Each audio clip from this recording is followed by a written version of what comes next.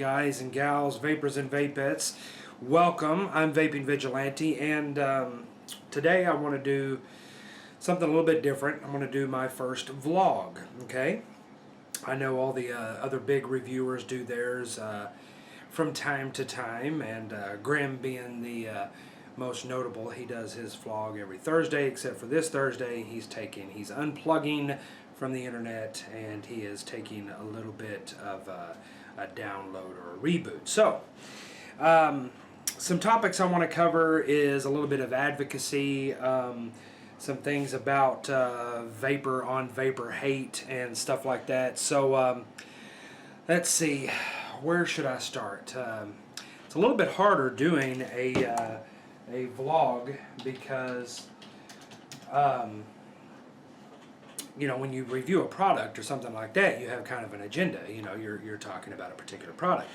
But when you're just speaking from the heart or shooting from the hip or whatever, it's a little bit harder. So I think what I want to start with is advocacy. Okay, as all of you have heard from many of the other reviewers, there is a lot of crap coming, misinformation and things like that, circulating around the different states and in the federal government, and things, and it's all because of money. That's what it's all about. You know, big tobacco is losing billions of dollars, as well as big pharmaceutical is losing money.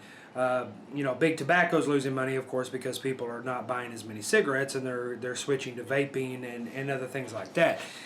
Big pharmaceutical is losing money because, you know, people switch to vaping and maybe get a little bit healthier. They're not buying as many drugs, but they're also not buying the Chantix and the Nicorex and the patches and all that kind of stuff that is made by pharmaceutical companies. So they're losing money too. We need a little bit of vapor right quick.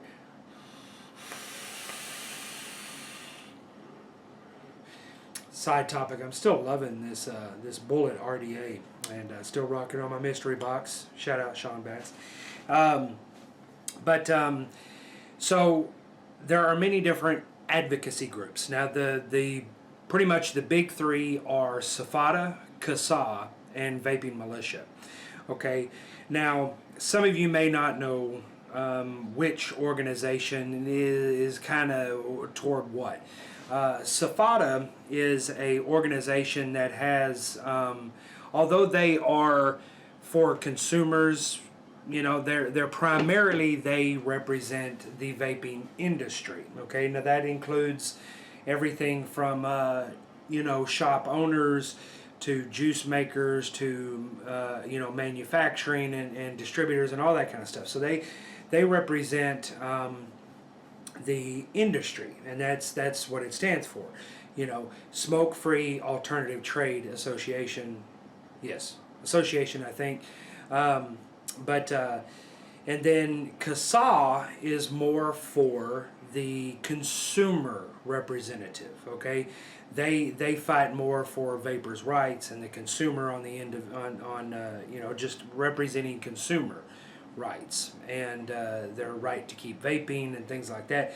Vaping Militia is that way too. They are more about you know, it's all started by vapors that decided to try to pull their resources and pull their voices together into one bigger voice instead of a bunch of little voices. Now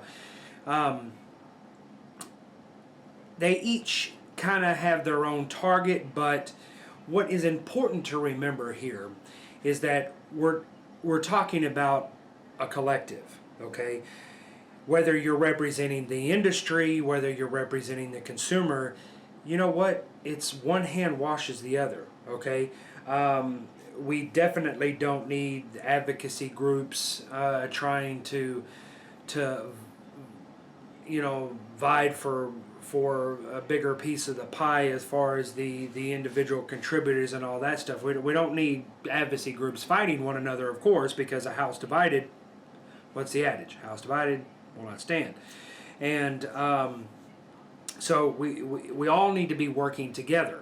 And members of all these organizations need to be stressing that to the big wigs that sit at the head of these organizations. You know, Safada is industry, and CASA and Vapor Militia is consumer. Well, guess what? The consumer buys products that is put out by the industry.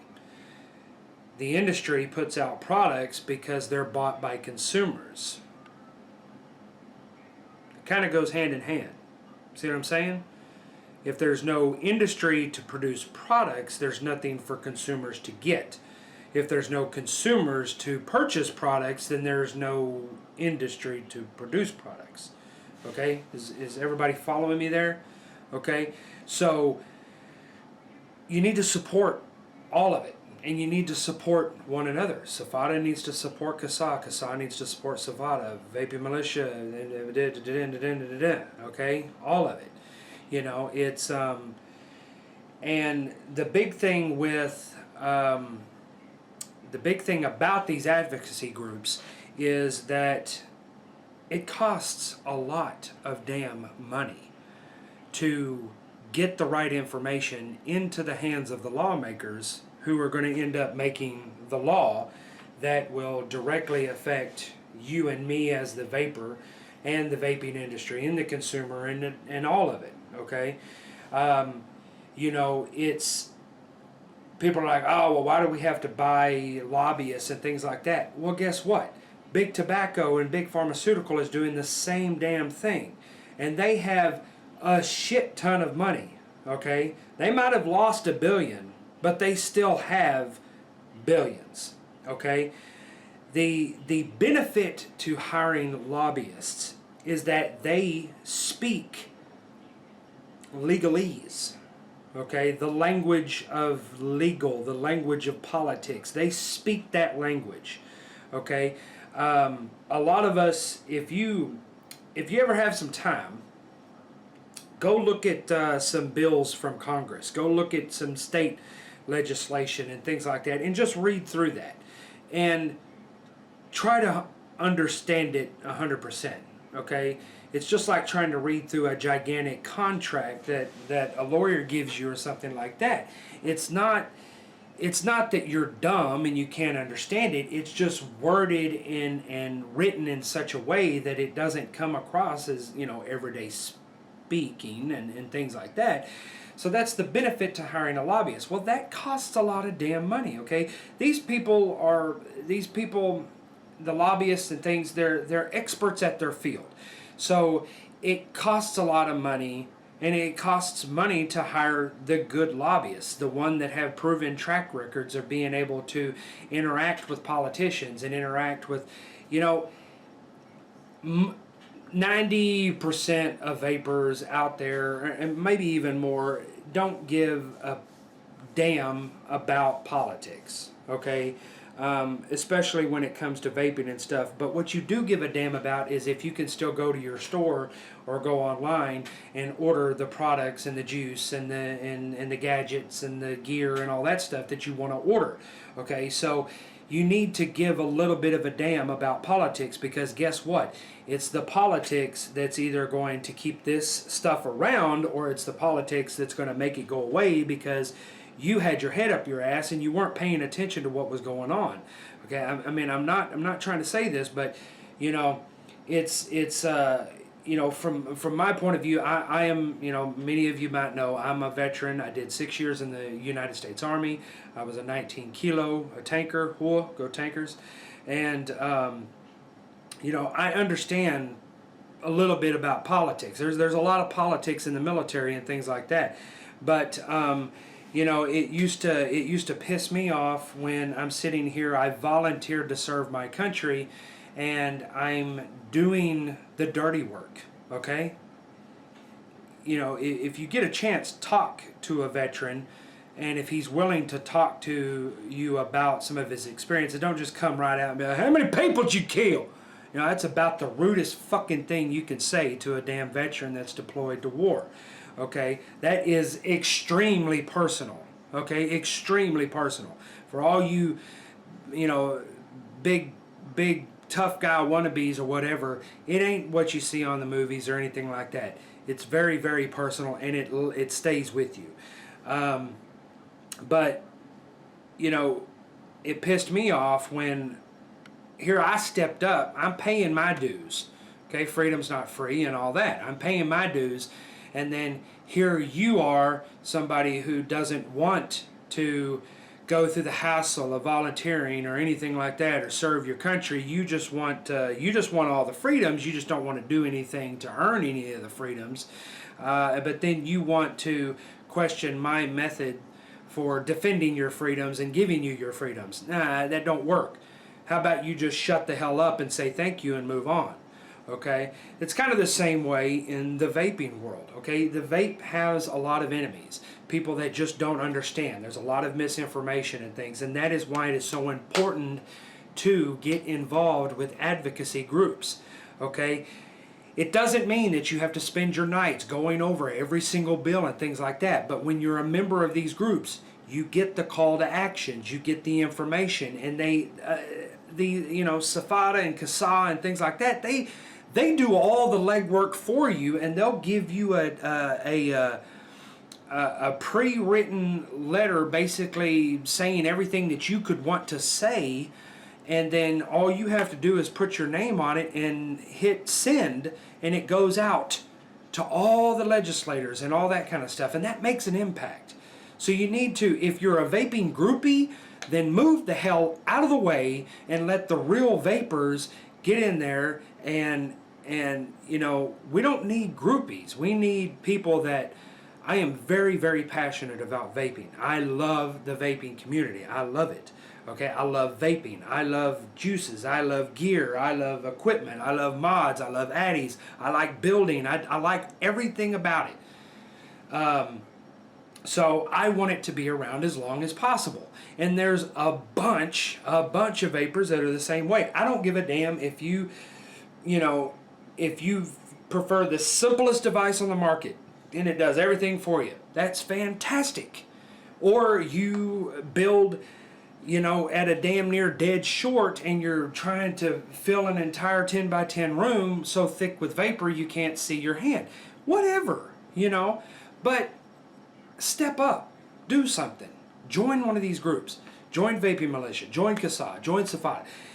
SFATA has an individual membership. Okay, you don't just have to be a shop. You don't have to be an owner of a business or a juice maker or anything like that. They have individual memberships. I have one. It's $150, but they do it $12 a month. Give me a damn break. Okay, I'm poor white guy from Texas. Okay, I can afford $12 a month. I don't think there's many of you out there that's vaping. You probably have hundreds of dollars in your hand or thousands of dollars of gear around your house, and you're telling me you can't afford $12 a month? It's the adage that many hands make light work. My dad used to tell me that all the time. Many hands make light work. Okay, so it might not sound like much, but if you have 400,000 vapors in a particular state and they all pay $12 a month, you're talking about millions of dollars every month to help fight the enemies of vaping. Okay? To keep your stores open, to keep the websites open, to keep you having access and being able to vape. Okay, without it turning into some kind of back alley black market bullshit where you have no idea. Somebody come, hey, I got this new juice, man. It's wonderful. I made it in my bathtub. Where there's quality standards and control and all that kind of stuff. So you're not getting juice that was filtered through somebody's gym sock. Okay, that's what happens when it goes black market. Okay, you don't have a damn clue what kind of quality is involved in that, and how they're making it or anything like that. It could look fine, but you have no idea what's in it. Okay, so you don't want it to go black market, believe me. So, with that, find SFATA, find CASA, find Vaping Militia, and do your part. I love Vaping Militia's thing. You made the choice, now stand up for it. Okay, you made the choice to quit smoking or start vaping, whether you smoked or not. and you just wanted to get into to vaping. If it brings joy to your life in any way, well then do a little bit something to make sure that it stays around, okay? That's, and shop owners, okay? Texas, for instance, I think there's 80 shop members in the SFATA chapter of Texas. You have like a handful of them carrying the majority of the load. As a store, you can join SFATA at $250 initially, okay, and then you can become a member. That's fantastic. You joined SFATA. You paid your $250, you became a member. Is that it? You've done your part? $250. Well, I did my part. I paid $250. Dude, seriously. All you shop owners out there that have 1 store, 2 store, 3 store, 5 stores, 6, whatever. You've got some profits rolling in, okay? I work at a shop. I know the margins, okay? Sometimes they're good, sometimes they're bad. But I know the profit that can be made in the vaping industry, okay? Especially if you have a successful store.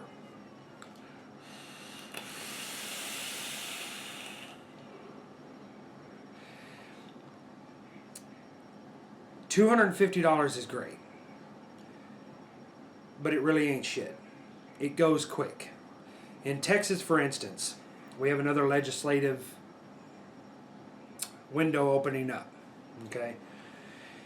It was $30,000 for 3 months, 3 or 4 months, to pay the lobbyists. They're the ones that have the connections. They're the ones that can get in doors that are closed. They're the ones that know how to speak the legalese. They know how to speak politician, okay? It was worth it, because in Texas, we pretty much got off fairly scot-free, except for age verification and things like that, which the industry was already doing. I totally agree with it. We didn't get any of these horrific taxes and things like that. But it costs money. So all you shop owners out there, whether you have 1 location, 2 locations, 3 locations, whatever, especially if you own multiple locations, I think you probably have a very healthy income. I think you could break off, a few $100 more a month, or even throw a $1,500 down or $2,000 down, what you might throw away at a casino or on a boat or whatever. You could throw that down and you could help the cause a little bit, because it's not fair at all for a handful of shops, 5, 6, 7, 8, whatever, out of 80, carrying the majority of the load, donating thousands, multiple thousands of dollars to help with the fight. And then you sit back here and you're like, oh, well, I gave my $250. That's all I need to do. What? No, it is not. Okay, what the hell else are you going to do if those shops can't carry the load anymore, and then there is no lobbyists? And the only thing that the politicians are hearing is the false information, and the big tobacco representatives and the big pharmaceuticals representative talking nothing but money, money, money, money, money. And then tax, you get a 75% wholesale tax, and you get all these restrictions and all these things like that, and your costs skyrocket.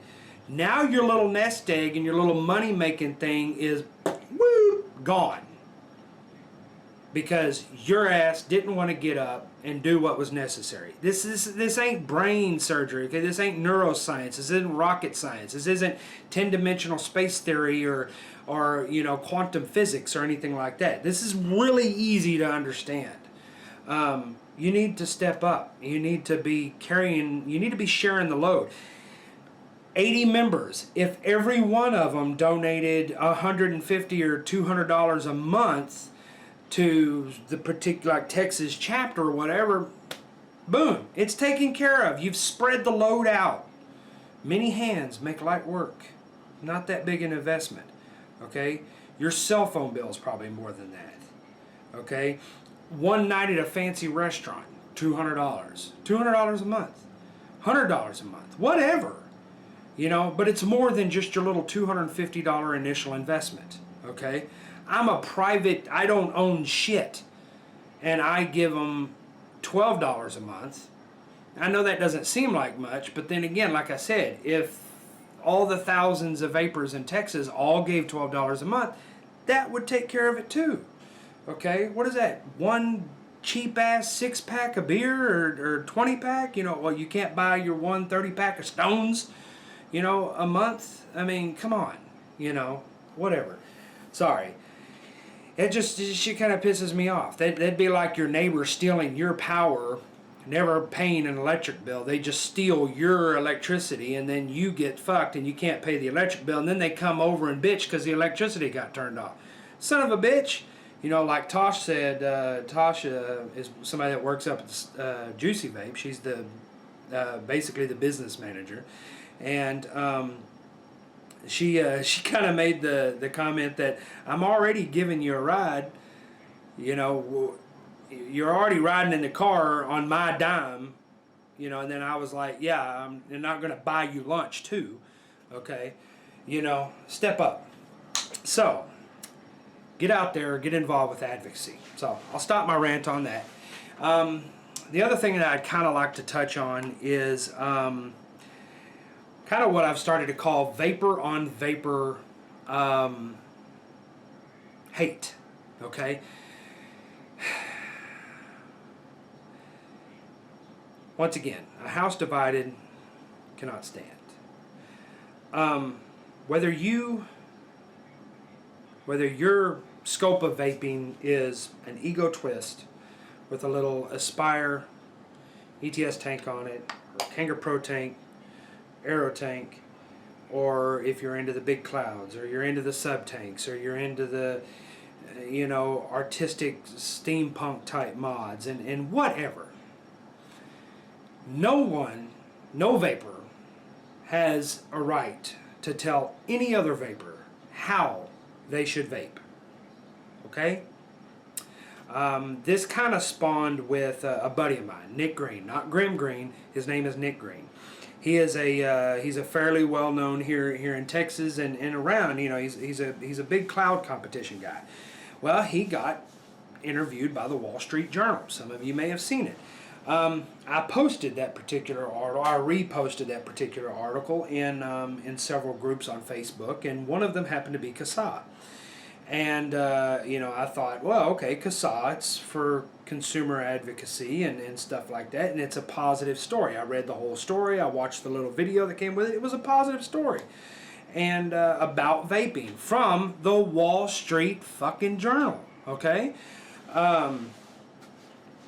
and damn, there was several individuals that immediately came out like the emo teens in high school attacking the jocks and the popular kids, talking about how cloud chasers and cloud comp people are ruining vaping for everybody, and they piss people off because I guess they think that because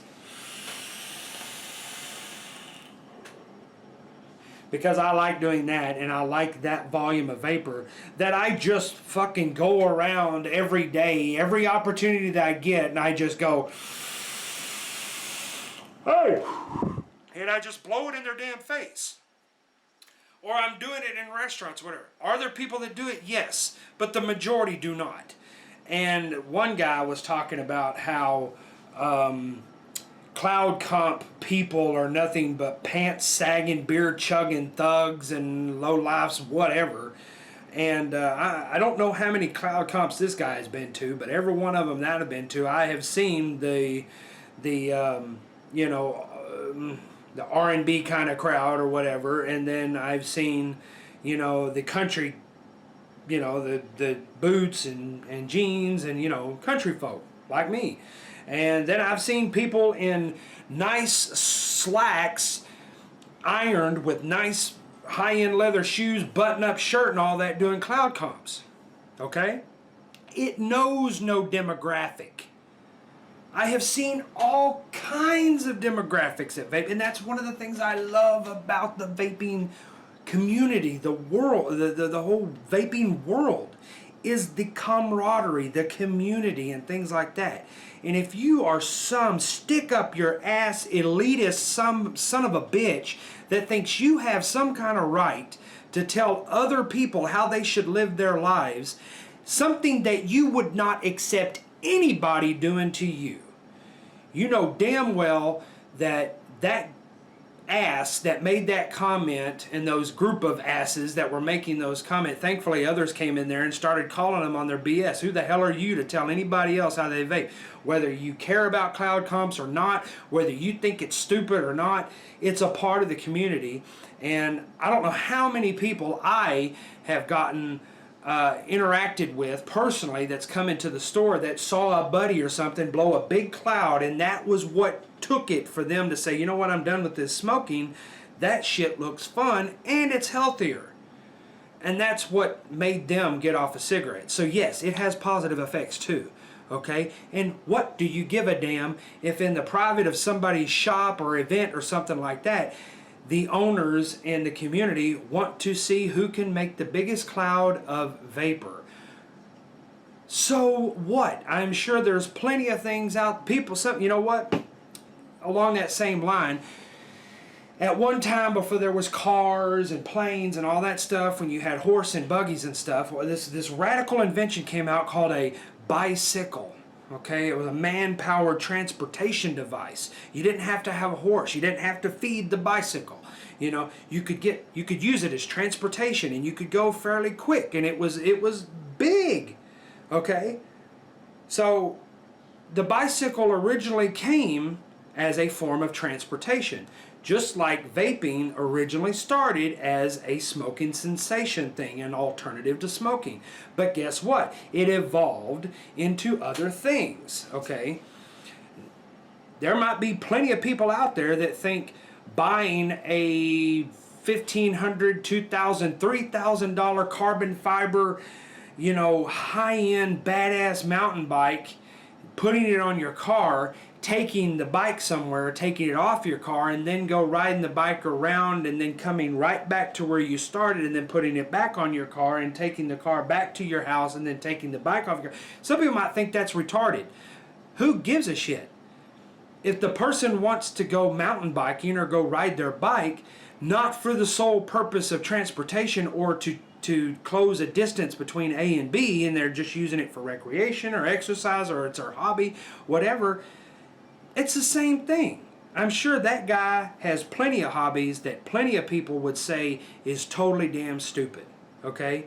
And what kills me is the hypocrisy, because I know damn well, just from the tone of that man's writing, there's no way he would ever let anybody tell him how he's supposed to do something, but he felt more than justified in telling others how they need to be doing something. That's called hypocrisy, okay? Straight up with a capital A, hypocrisy. That means do as I say, not as I do, okay? You're a hypocrite. We don't need to be fighting one another. If it's not your thing, it's not your thing, fine, okay? You know, like if you don't like a song on the radio, you can turn the radio, you can change the station and get to a song you like.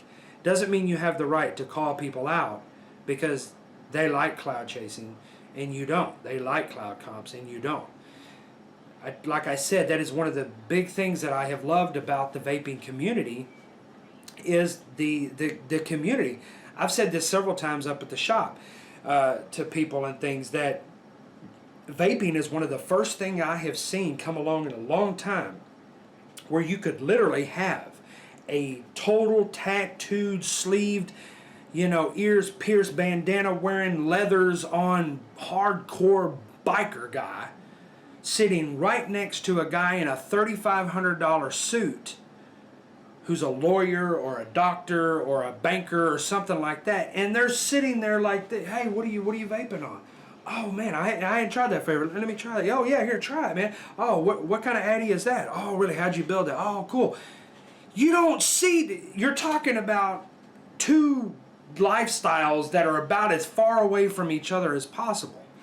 Yet vaping brought them together, and now they're sitting side by side, talking like good old friends, laughing, making jokes and all that. Vaping is that. It is a community. It has brought people together. Yes, it started as an alternative to smoking, but it has evolved just like every other thing that has ever been invented for a particular purpose have evolved into something else. So take your head out of your ass, stop judging people, and stop being a hypocrite. Okay? Nobody has any right to tell anybody else how they vape. Okay? If you like vaping on an ego twist, if you like, 75 millimeter Addies with coils the size of leaf spring. I mean, whatever does it for you, then that's great. Okay? All right? So, the vapor on vapor hate really needs to stop, because that is a, and there's dicks and assholes in every group. Okay? It doesn't matter what it is. The classic car groups, the people that love classic cars, that buy and, a rusted out Hulk, and they spend months and months and months meticulously rebuilding it and restoring it and getting it back to its glory and its beauty and all that. And they're a big community, and they're talking about everything, and they're laughing and all that. And then you have the dick that comes in there that wants to start, oh, well, you could have bought this part, which is much higher quality. I just guess you don't have the money for that kind of thing. You have a dicks in every circle. It doesn't matter. Self-proclaimed elitists who the only way to do it is the way that they're doing it. And I definitely do not want the vaping world to turn into something like that. I will personally stick my foot up any of those stuck-up assholes' ass and try to loosen their asshole a little bit, because they're wound a little bit too tight. Okay? Not trying to be vulgar or confrontational or anything like that, but when you've done things that I've done in my time and stuff, there's not much that intimidates you. And the one thing I hate is when people stereotype and judge and take elitists. I swear to God, I hate elitists. I hate elitists. And there's groups of them. There's mod elitists. Oh well, if you don't have $1,000 zero, you ain't shit. Hey, I'm fucking glad you got $1,000 damn dollars to throw down on a 30-watt device. That's amazing. Congratulations. Good. It's nice. You could throw it and knock somebody down with it, because it weighs about 114 pounds, and it's great. It's meticulously manufactured, and it's wonderful. I got it. Great. But you don't need to go flapping it around and thinking you're some kind of special shit just because you got one. It's great that you have one. I'm glad that you have one. I'm glad that life has afforded you the ability to get that device. But that does not mean that you are any better than any other vapor. Okay, there's a guy in a garage that can take some Hammond boxes and some wire and a jumble of parts and buy some 510s and can make a box that will be 20 times more powerful and more, have more going on inside of it than your little zero. Does that mean he's better than you? No. We're all vapors. Stop the damn hate. Fix whatever is wrong in your life where it makes you having to feel some kind of damn void in your soul, or you're so ugly on the inside that you've got to be showy and flamboyant on the outside so that people don't really see who the hell you are. Fix whatever problem's there, because you're coming off like a straight up rotten douche, okay? And we don't need that, okay? I don't want that. Please, I don't want that. I love the vaping community. I love how many people I have met and how great the people are that I've met. I love that, okay? And that is one of the big draws, and it is, you talk about something that will destroy the vaping community fast, it's you elitists and you people that think that you have to have a certain standard of mod, or you got to have, This little thing right here, the mystery box, made by one guy named Sean Bass. Parallel box. Oh my God, it ain't got gold-plated leaf and, you know, bars of unobtainium in there and all that kind of stuff to make it work. It doesn't have fragments of meteors in it and alien space piss that powers it and all this kind of stuff. But guess what? When I push the button, it produces vapor. So guess what? Your $1,000 device does the same thing that this guy charges $150 for. Okay? That doesn't mean that you're hot shit. I'm glad that you got it. That's wonderful. I am not a snob when it comes to gear. I love my nice stuff. I love my authentics, and I am a huge admirer of quality and build and aesthetics and all that. I you know, so I get it. I understand. That doesn't mean that I'm less of a vapor because I don't have $1,000 to throw down on a 30 or 40 watt device. Okay? Sorry, that's just not my cup of tea. I'd rather buy 10 damn mods, you know, instead of one. That's just me. But, you know, I'm not going to judge you. I'm going to compliment you. Hey, that's really nice, man. I've never seen one in person. That's cool. You know, that's great. You know, yeah, this thing's heavy as hell. You know, whatever. But I'm not going to bow down to you and lick your toes because you know, spent $1,000 on a mod.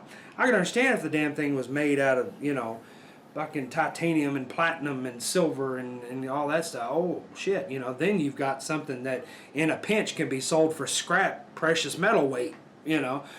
But I don't think anybody, you know, take your Zero and go to the electronics recycler. See how much they'll give you for it. You'll get scrap weight of the metal and whatever possible precious metals are in the electronics, if there is any.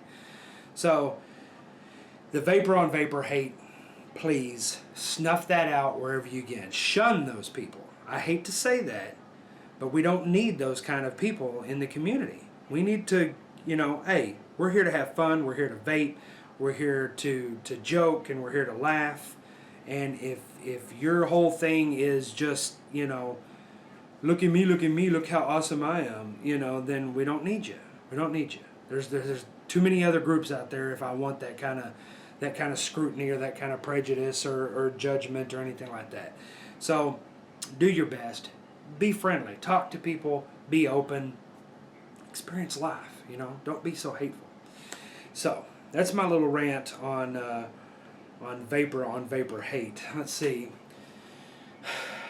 I had a bunch of stuff I wanted to talk about, but shit, I'm already 37 minutes into this. Damn it, what else was I wanting to talk about? I've got a lot. I've got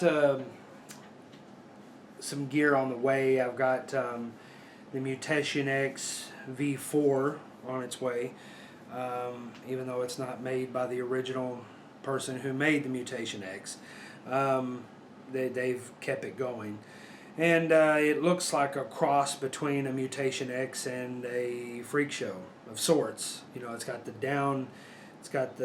bottom airflow up with the holes, and then you've got the mutation style holes, and then you have like some kind of I think it's some kind of cooling tower or something like that. I don't know. It's on its way.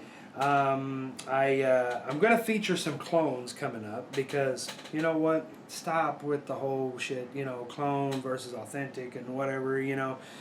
Well, this is an authentic clone. You know, if people that buy authentics and only buy authentics, they'll only ever buy authentics. People that enjoy authentics but can't afford authentics but want a similar vaping experience, they'll buy some clones. And then they'll save up for that precious piece. Okay? It's just, it's the industry. It's the consumer's fault that clones exist.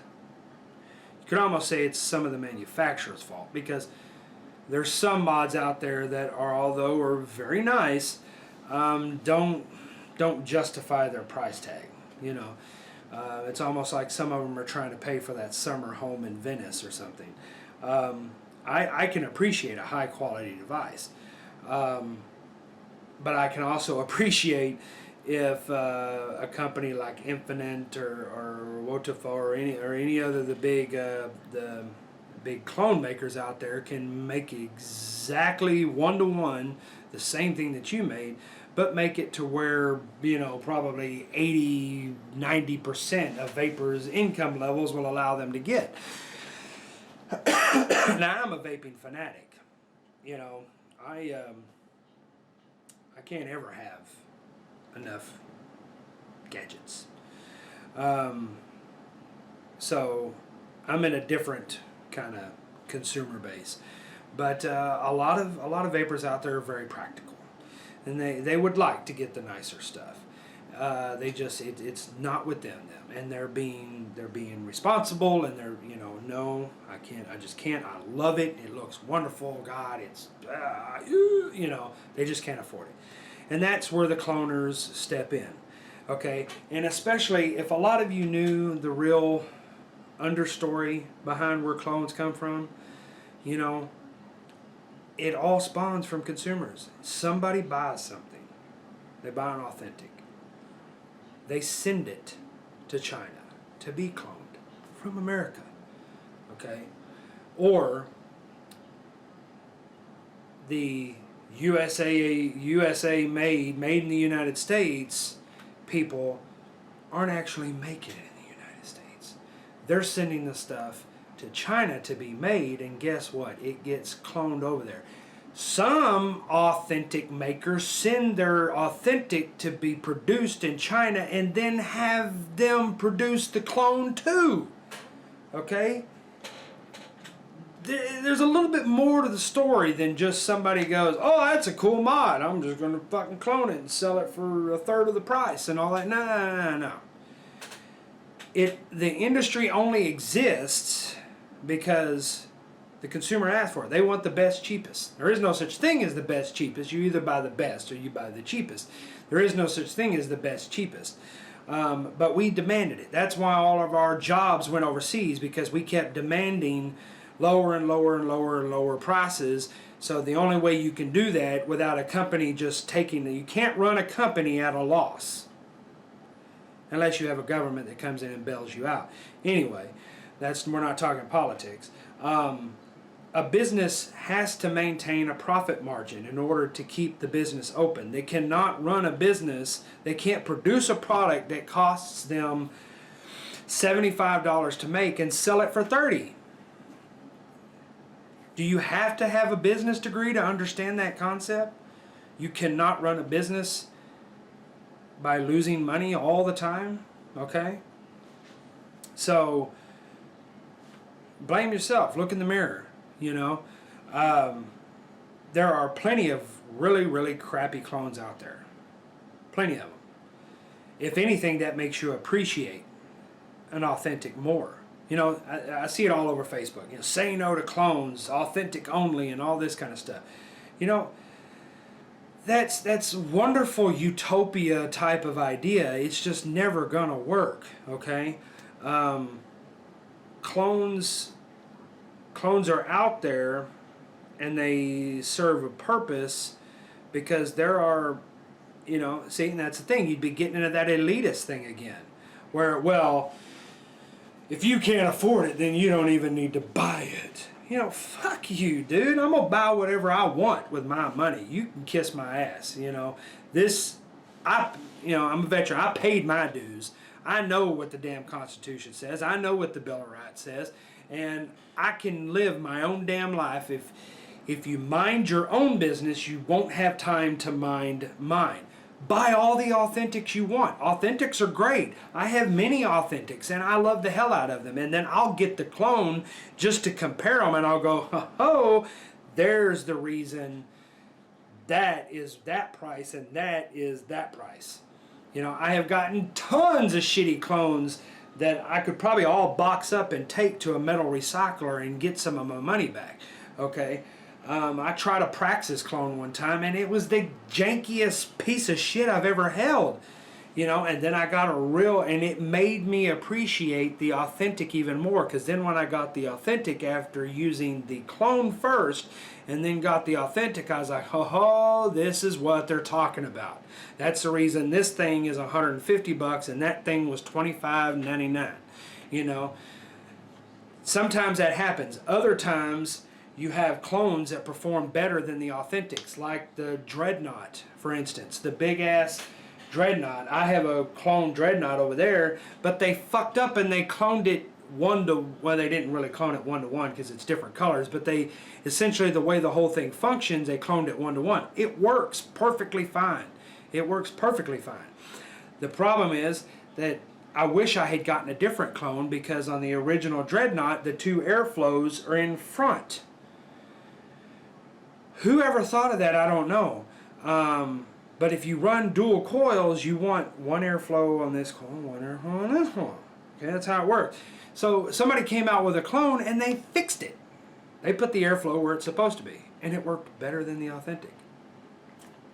So you had that happen too.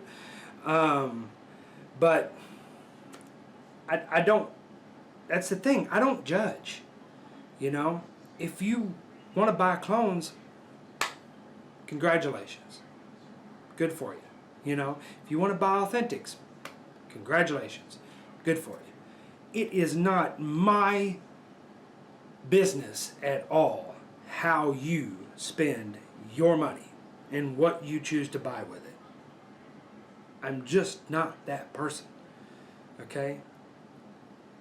Some people get really bent out of shape about it. Whatever. I guess if that's... I wish that my life was that simple, that all I had to fret about and really just, people buy clones! If that's all I had to really worry about, then shit, I wish my life was that simple. But damn, I got real world problems. I got to think about a bunch of other shit too. So, but some people, boy, it just turns their burner up to high, man. They, I think I saw it last night. Authentics only, say no to clones and all that kind of stuff. If a modder makes an outstanding product, okay, outstanding, performance is just fucking spot on, and the manufacturing and the craftsmanship and all that. See, some of the most exquisite mods that I've seen, some of the highest quality mods that I have, guess what? They haven't been cloned. Because to do a true 1-to-1 on it, if it's got some unique designs and all that kind of stuff, you know what? There's the thing. Get out of the box a little bit. Stop making metal tubes with spring switches that's the same thing that's been made for years, and start pushing the envelope and thinking of different ways to do it but still maintain functionality. You make things certain ways that are complicated or hard to reproduce, guess what? It won't get cloned if it's not cost effective to clone it. Okay? So that, if anything, clones should spur modders and designers and all that to come up with new, unique, kick-ass damn devices that function and are manufactured and all that in such a way that it makes cloning it not financially feasible. Okay? So if anything, hey, just let it spur you. Don't have all this hate for clones. If somebody, gets a clone vanilla and it does every damn thing they could ever want a mechanical mod to do, be happy for the guy or the gal or whatever.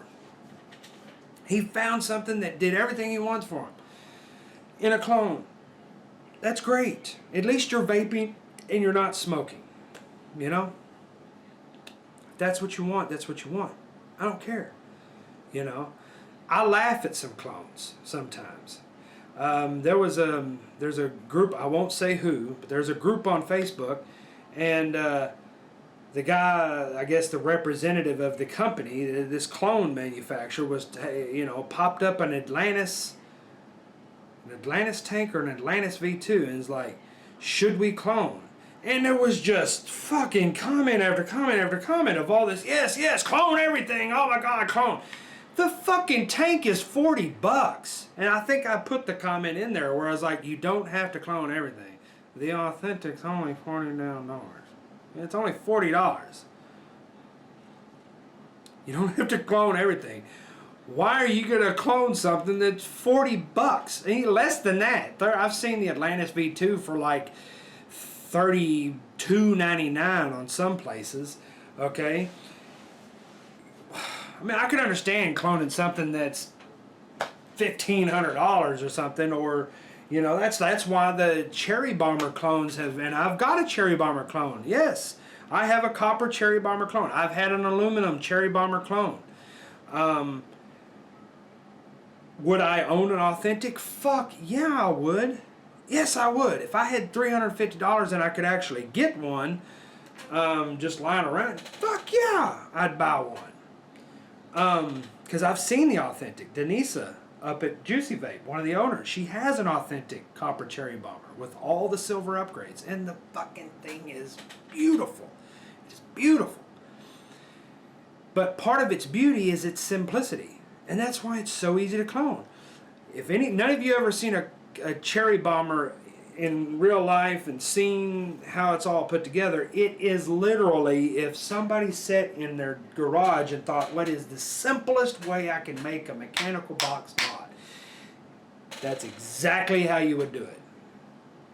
Does that mean you just own the rights to thought that somebody else couldn't? What if, is it a clone if somebody else... It is a clone if you make it look exactly like the original. But they don't look exactly like the original. There are noticeable differences. Okay? When I got my copper Cherry Bomber clone, it had like a clear coat on it. It had kind of a brush finish.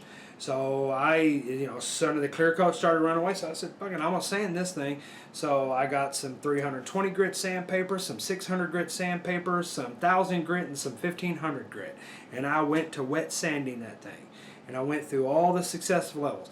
And I got up to 1500, finished it off, put some Mother's metal polish on it, and the thing has a mirror finish now. It looks beautiful. I don't even use it now. I keep it wrapped up in a chamois because I don't want to touch it because get big fingerprints on it. And it looks great. It looks authentic, and it's a 1-to-1 clone, so it'll take all the silver upgrades, and I've already put the magnetic switch in it, and I have part of the silver upgrades in it, and it is the hardest hitting mechanical mod I've ever had. The thing hits like a beast. Okay, it's because this whole thing is damn solid copper and there's no wires, no chips. It's metal on metal contact. Okay, but I've had clones and I have Authentics, and I don't think anybody has the right to tell anybody what they should be buying. So that's kind of my rant on clones versus Authentics. I sidetracked there, didn't I? Kind of went off that. First vlog, don't judge me too harshly. If I was thinking about opening the video up by going, all right, kind of an homage to Graham, because he's one of my mentors, and then my other, who I'm actually friends with and buddies with, I know in real life, Vaping with Twisted 420 has returned, But I thought about doing kind of that at the beginning of it, kind of an homage to them. But so I think that's about it. We talked about a little bit of advocacy, get involved, shop owners, pony up, stop letting 8 or 5, 6, 7, 8 shops do all the work for you. Okay. You wouldn't take that in your own life. Stop worrying about it. And just to touch on that a little bit more, there are Matt from Suck My Mods put on a video where he said, go into your favorite vape shop Ask them what they do to support advocacy. And if they can't tell you how they ongoingly support advocacy, then take your business elsewhere. And that will work. Because there are shop owners out there that honestly, purely believe in the vaping movement, okay, the vaping community. They believe in helping people, and they care about their customers, and they want to provide the best things for their customers, and they love talking about getting off of cigarettes, and they go out and see people smoking, and they talk to them, and they try to get them in, not just to sell them some shit, but to try to save their lives. Okay, they really, really, really care. And then you have fuckers out there that, oh shit, there's some money that can be made in that vaping thing. I'll start going vaping. Yes, I vape. See me vaping? I'm a vapor. And then they open up a store and they flood their store with product. They don't even know what the fuck it is. And they don't give a damn about the customer. All they care about is the customer walking in, and they can go, nah, and they can throw some product at them, and the customer gives them some money, and they throw their money in their register, and then they close up at night, and they probably go light a fucking cigarette. You know, they don't give a damn about vapors. They don't give a damn about the movement. They don't give a damn about the vaping community. They're just in it to make a buck. We need to get rid of those shops. We need to get rid of those. Let them go ahead prematurely retire them from the vaping game and let them go on to their next money-making scheme or whatever, because they don't give a damn. They're just going to ride it as long as they can ride it. If shit gets outlawed, they don't give a shit. They'll liquidate all their stuff wherever they can sell it, since it's now illegal. And then they'll move on to making, you know, goat ball skin phone cases or whatever the next craze is for them to try to make a buck in. I don't go to those stores. I don't give them any business, and I won't, because this means more to me than just that. Okay, it's not just a buck. It's all about the community, and it's to me it's a whole new. It got me off of cigarettes, you know, and then it turned into a lifestyle. It really did. Turned into a lifestyle. Something that I am very, very, very passionate about. And, I had somebody where I work. I'm a mechanic at nights right now with a company I shall not name. And he, older gentleman, not really old, but, older than me. And he was talking about how he was talking to some of his friends. He doesn't have he knows what vaping is, but he doesn't smoke or anything like that. He doesn't vape.